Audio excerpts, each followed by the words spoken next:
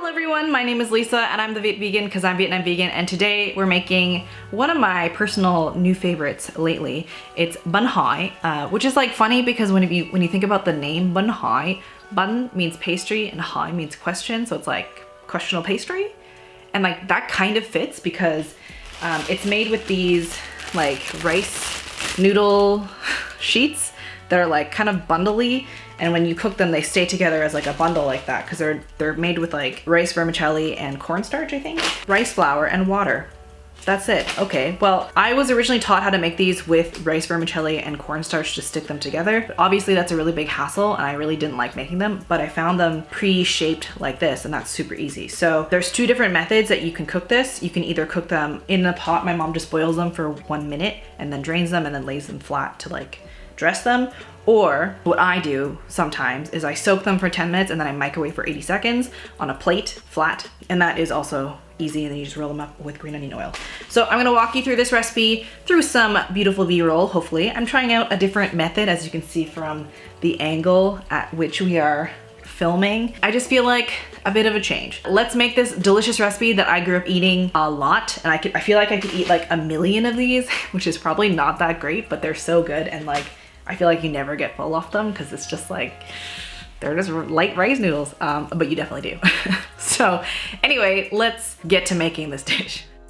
We'll start off by making the onion oil. So here I'm using some flat chives, but if you would rather just use regular green onions, feel free to use those. Both work out well, both have good flavor. I just had flat chives, so I decided to use that instead. Preheat about 1/4 cup of oil, or a little bit less if you like, and you're gonna heat that until it is quite hot, and then you turn off the heat, add your green onions, and just stir until the green onion has infused into the oil. Transfer to a bowl and set aside. Next, we'll rehydrate the soy curls. To help get rid of that like box soy curl flavor, I like to add a bit of mushroom broth powder and or a slice of ginger. And then you just make sure everything is covered with boiling water, and then you just let it sit for about 10 minutes. Meanwhile, we're going to cook our Bánh Hỏi. I'm doing the stovetop method today, but in the recipe below, I'll also have the microwave method for you. So you just boil for exactly 1 minute, drain, and then I learned this hard way because it's still too hot. You want to put that back into the pot with cold water to stop the cooking process and to cool down the noodles, and then drain again. And then you can lay out the vermicelli bundles in sort of a flat layer. And once it's flat like that, you can either roll them up and then you dress with green onion oil, or you can just layer them in a single layer, add green onion oil, and add another layer on top.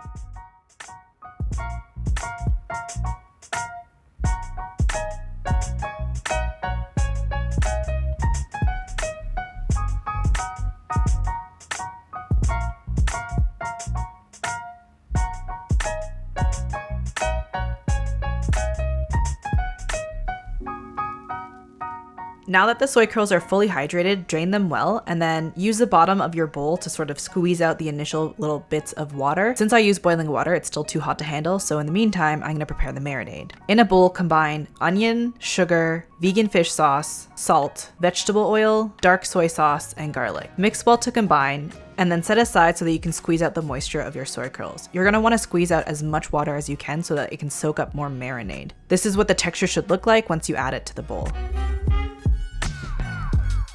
Mix everything well, and if you can, use your hands to really get the marinade up in those soy curls. The more water you've squeezed out of the soy curls, the more marinade the soy curls will soak up and the more flavorful it will be. I like to let it sit for about half an hour at room temperature to fully marinate, but you can also put it in the fridge and prep this like a day ahead, so you can cook this the next day fully flavorful. While it happens, you can clean up the bit of the mess that you've accumulated, wash some greens, wash some herbs, and prepare for your meal.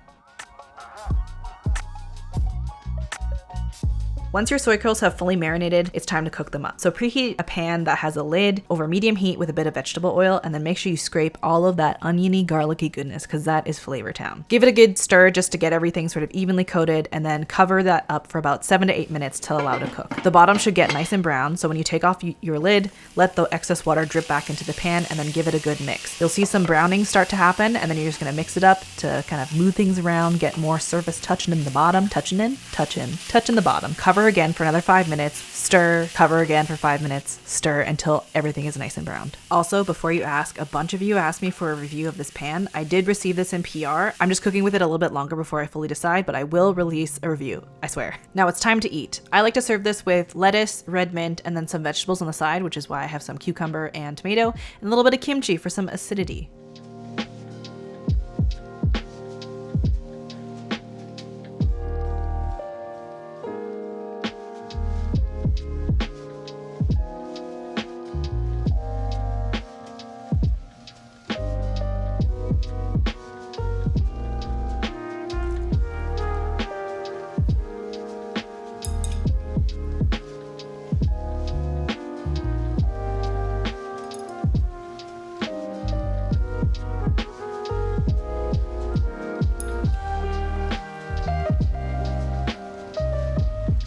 You can either eat this like in a bowl, you can eat it like the way I'm going to eat it with like the lettuce wrap, or you can put it in like rice paper wraps, like spring rolls or fresh spring rolls or summer rolls or however you guys call them. There's different ways that you can eat them. Honestly, I grew up eating a lot of this just like picking it off the plate and just running around and then eating it. The green onion oil is essential. I use chives for this, but you can use green onions. It doesn't really matter. So I have kimchi today because I don't really have any pickles.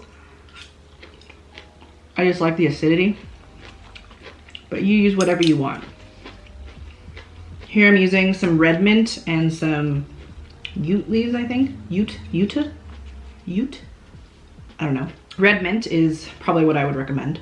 But whatever yummy herbs you like. I don't know, anytime I ask my mom, she just says, I don't know, just rau. Which is not helpful and like not specific. But she doesn't know the English name, so it is what it is. So I like to eat it like this. Wrap her all up with a little lettuce wrap. I have a little bit of a dippy dip. And Eddie really likes this meal too because it's like super fresh. If you want a darker color, you can use more dark soy sauce, but it tastes like how I remember. The herbs just really make this a good time. I hope you guys don't hate my experimenting with the 90s hair front pieces. It's just a vibe.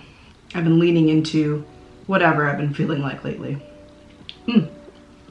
I hope you guys enjoyed this video, and I hope you guys like the style of this video. I'm just experimenting, having a little fun. My mic is out for repair, which is why the sound quality is a little bit meh, which is why I opted for the voiceover, because my computer mic is good, and that mic and this mic is only okay. I hope you guys are having a great week. I know this is not exactly Thanksgiving fare, just celebrated Thanksgiving here up in Canada land. I posted a thing on Instagram about Indigenous rights and how you should be educating yourself on why Thanksgiving is not always a happy, jovial time, because that marks a lot of mourning and meaning for Indigenous peoples, especially in North America. So, you know, do some research. I read Braiding Sweetgrass by Robin Wall Kimmerer, and it was so good. There are a bunch of other readings that I have eventually that I want to do, especially by Indigenous authors and BIPOC authors. So yeah, if you guys are interested in that, I'm doing like a lot of reading, like a lot of reading.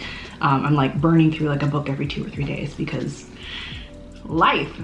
I'll link my Goodreads if you guys are interested in that kind of thing. I'm just gonna eat this. I hope you guys enjoy this recipe. If you want the full recipe, I'll link it down below. I have like 2 versions of this. One is made in the oven and one is made on the stovetop. I obviously made the stovetop one today, but if you want the oven version, I'll link it down below. Yeah, I hope you enjoyed this video. If you did, give it a like, comment down below.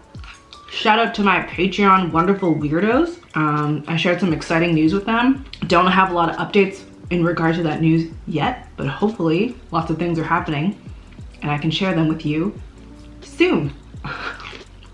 Thanks for watching. Hope you guys have a delicious day. Bye.